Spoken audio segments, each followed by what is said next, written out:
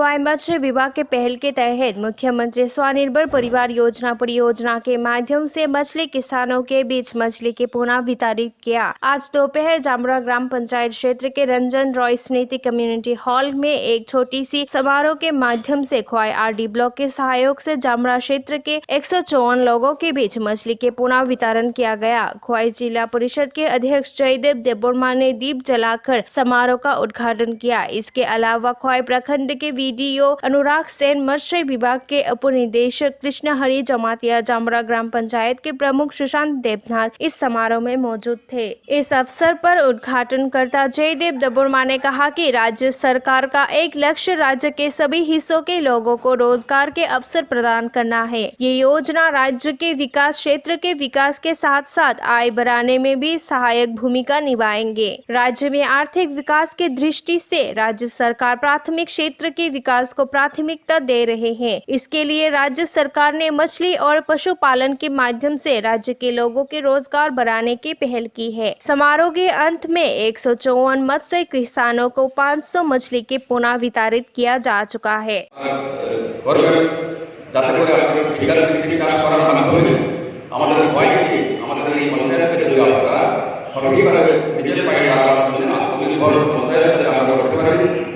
आत्मनिर्भर त्रिपुरा त्रिपुरा के आलोचना के लिए समृद्ध शक्ति त्रिपुरा করে তোলার মধ্যে আপনাদের অবদান নিশ্চয়ই থাকবে।